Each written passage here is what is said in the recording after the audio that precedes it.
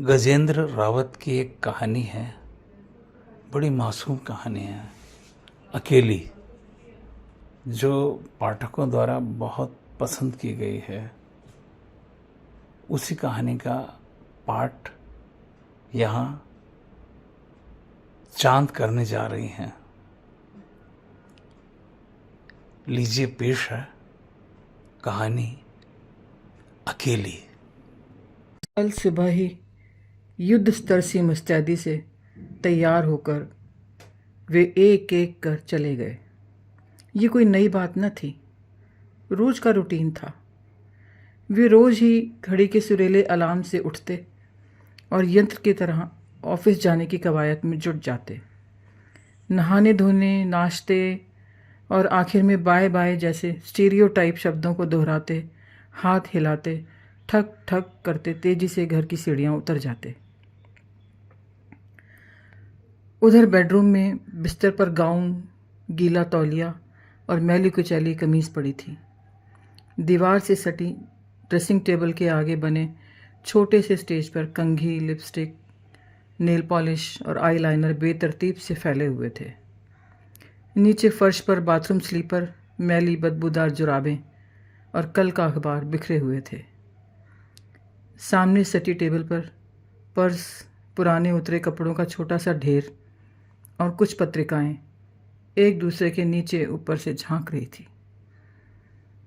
उसकी आंखें अभी भी अधखुली थी। नींद का गहरा खुमार दिमाग पर नशे सा तारी था। वे दोनों गए तो भीतर से दरवाज़ा बंद कर वह उनींदे कदमों से बेडरूम तक वापस आई और धड़ाम से गद्दे पर गिर गई। ऑफिस जाने को तैयार होते होते माँ जो निर्देश दिए जा रही थी, वे शब्द अभी भी हवा और उसके कानों के बीच जस के तस टंगे थे। सांची, पढ़ते रहना, कम से कम 3 घंटे, पूरा घंटे भर का रियाज करना। देख बेटे, तेरे साथ के कहाँ चले गए, और तू है कि। उन शब्दों की अनुगूंज से उबर कर न जाने कब वो आहिस्ता आहिस्ता गहरी नींद के आगोश में समा गई।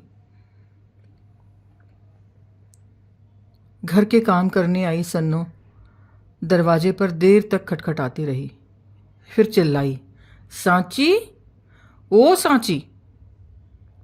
शोर सुनकर आस पड़ोस वाले अपने अपने मकानों की खिड़कियों से झांकने लगे।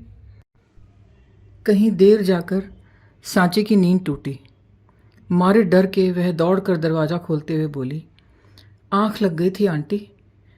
वह खिसियाई हंसी और खुशामद के लिहाज से फिर बोली, रात देर से सोई थी ना। 11 बजे कोई सोने का टाइम है? सन्नो हैरानी, झुंझलाहट और तल्ख स्वर में बड़बड़ाती हुई भीतर आई और उसे ऊपर से नीचे तक देखते हुए रसोई में घुस गई। आंटी, दूध गर्म करना है, मम्मा कह के गई हैं, थोड़ा आटा भी गूंद देना। इतना कहकर सांची थोड़ी देर तक अन्यमनस्सी खड़ी रही, फिर बोली, मैं वॉशरूम जाती हूँ। सन्नू कुछ बोली नहीं, बस कुछ और खींच सी गई। बहुत देर तक घर की चुप्पी में बर्तनों के टकराने और दूसरी खटपट की आवाज़ें आती रही। करीब घंटे भर बाद सांची गीले बालों को झाड़ती हुई गुसल खाने से बाहर आई तो सन्नू कमर पर कसे धोती के पल्ले को खोलते हुए बोली, मैं जा रही हूँ। सांची के चेहरे पर मुस्कान फैल गई। वह आगे बढ़कर सन्नू के कंधे पर हाथ रखते हुए बोली, आंटी, मुझसे नाराज़ हो क्या? मैंने देर से दरवाज़ा खोला था ना। नहीं, ऐसी तो कोई बात नहीं। एक काम करोगी आंटी, 4 रोटियां सेक दो, मुझसे टेढ़ी मेढ़ी बनती हैं। सांची फिर उसकी आंखों में देखकर बोली, तुम्हारे हाथ की रोटियां एकदम गोल और नरम होती हैं। अपने कंधों पर रखे हाथ के स्पर्श से सन्नू गदगद हो गई। उसे बहुत ही आत्मीय लगा। उसने उसके हाथ को अपने हाथों के बीच लेकर धीरे से थपथपाते बोली, रोटी तो बना देती हूँ, पर तू अपनी माँ का कहना माना कर। वो तुझे दिन में पढ़ने के लिए कहती है ना। बहुत चिंता रहती है तेरी माँ को तेरे बारे में। कभी कभी पता है रो पड़ती है। सुबह जब मम्मा पापा गए थे तो थोड़ी देर पढ़ा था मैंने। तुम्हारे जाते ही फिर पढ़ने बैठ जाऊंगी। सांची उसके भीतर उठने वाली भावनाओं को समझ गई थी। उसने उसी वक्त अनजाने ही एक झूठ गढ़ दिया। सन्नू सारा घर का काम समाप्त कर चुकी थी। फर्श का सफ़ेद पत्थर शीशे सा चमक रहा था। अब कोई डर नहीं, वो धीरे से फुसफुसाई। उसने ड्राइंग रूम की खिड़कियों के सारे पर्दे गिरा दिए। हल्का हल्का अंधेरा जगह जगह ठहर गया। बस पर्दों के बीच से तिरती रोशनी ही खिड़कियों के इर्द गिर्द सिमटी हुई थी। उसने गीले बालों को झटक कर तौलिए से लपेट लिया, जिससे सिर पर ऊंचे जूड़े की सी आकृति बन गई। अपनी इस अवस्था से संतुष्ट होकर थोड़ी देर के लिए सोफे पर बैठते हुए उसने लंबी सांस छोड़ी तो ओफो की ध्वनि हवा के साथ मुंह से बरबस निकल गई। वह उसी वक्त प्लेट में सुबह की बनी सब्जी, एक टुकड़ा अचार और रोटी लेकर डाइनिंग टेबल पर बैठ गई। कुछ देर तक मुंह चलने की निगलने की आवाज़ें कमरे में गूंजती रही। वे गीले बालों से तौलिया खोलकर बेडरूम में आईने के सामने खड़ी हो गई। मम्मा जिस दिन सिर धोती है तो कितनी देर तक शीशे के आगे खड़ी रहती है, हटने का नाम ही नहीं लेती। बाल कितने लंबे हैं माँ के, घुटनों घुटनों तक आते हैं, नरम मुलायम रेशम जैसे, कैसे लहराते हैं। मेरे बाल कैसे हैं, घुंघराले, बढ़ते क्यों नहीं। बालों से माँ कितनी सुंदर लगती है। मेरी सूरत भी तो माँ से मिलती है। एक साथ चलते हैं तो लोग बाग बहनें समझते हैं हमें। वो देर तक आईने में अपने बालों और चेहरे को देखती रही। उसकी घुंघराली गीली लटें दोनों ओर से उसके गालों पर झूलती रही। फ़ोन की घंटी ने उसका ध्यान खींच लिया। वो डाइनिंग टेबल से फ़ोन उठाकर बोली, हाँ मम्मा। सन्नो चली गई क्या? जी मम्मा। काम कर गई? हाँ मम्मा। नाश्ता कर लिया? अब क्या कर रही हो? रियाज मम्मा। तानपुरे की आवाज़ तो नहीं आ रही। वह दौड़कर म्यूज़िक रूम में गई और दीवार के सहारे खड़े तानपुरे के तारों को छेड़ते हुए बोली, आपसे बात भी तो कर रही हूँ, रोक कर ही तो करूँगी। ये कहते कहते उसके चेहरे का रंग सुर्ख लाल हो गया। उसकी पूरी देह कांपने लगी। क्या क्या किया? अलंकार कर लिए, अब करूँगी भैरवी। उसने दीवार पकड़ ली। उसे लगा जैसे वो गिर जाएगी। थोड़ी देर सन सी वहीं बैठ गई। अच्छा, फिर करूँगी। फ़ोन कट चुका था। अब पापा रह गए, उन्होंने भी पूछना है, रियाज किया बेटे? वह अपने आप में बड़बड़ाई। उसने अपने बालों को तौलिए से लपेट लिया और सचमुच तानपुरे को लेकर बैठ गई। सामने जालीदार दरवाजे से छन छन कर प्रकाश अंदर आ रहा था। पूरे आधे घंटे तक तानपुरे की तान पर भैरवी का निर्बाध आलाप कमरे की हवा में घुलता रहा। स्वर लहरियाँ उठ रही थी। नी नी सा, साधा ना सा। वे फर्श पर बिछी गद्दी से उठकर खड़ी हो गई। थोड़ी देर सिर झुकाए तानपुरे और हारमोनियम को देखती रही। एक अंगड़ाई लेते हुए उसने अपनी दोनों बाजुओं को उधर दिशा में तान लिया। फिर वहाँ से दोनों पैरों को घसीटते हुए बेडरूम तक आई और वहाँ के खाली आयताकार हिस्से में टहलने लगी।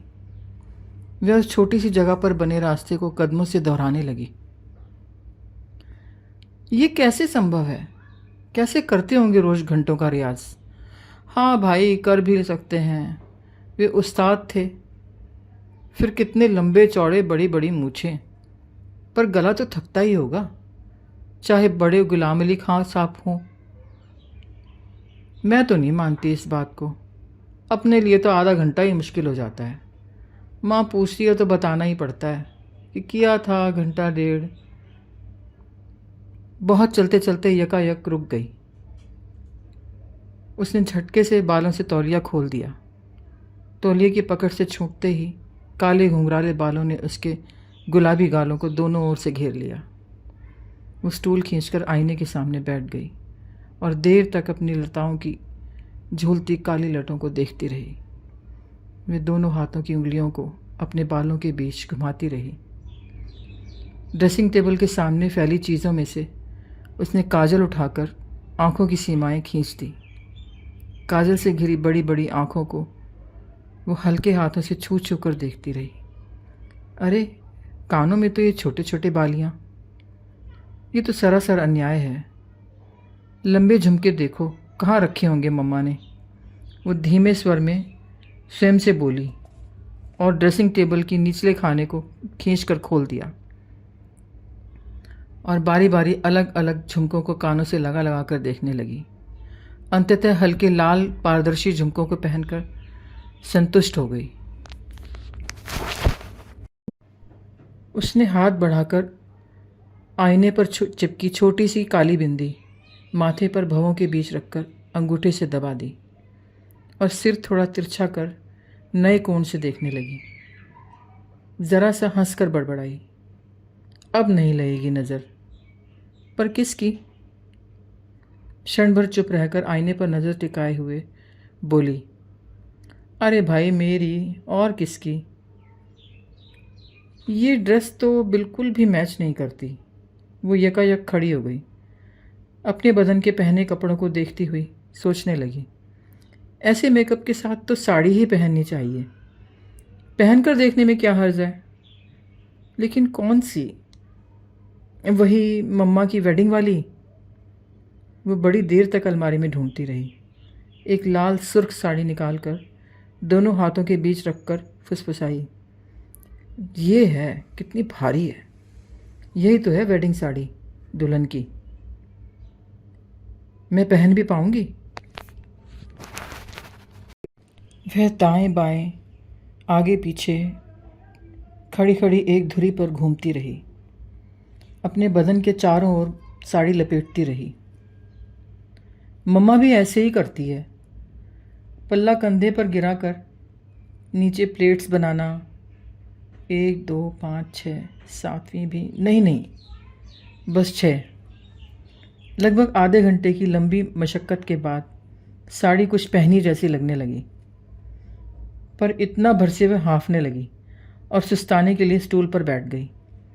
परंतु जल्द ही स्थितिजन्य उत्तेजना के कारण देर तक बैठ नहीं सकी। खड़ी होकर साड़ी के पल्लू को अलग अलग दिशाओं में लहराकर नए नए ढंग से इतराती हुई शीशे में देखने लगी। साड़ी का पहनना झंझट तो है ही, चलो अब तो पहन ही गई।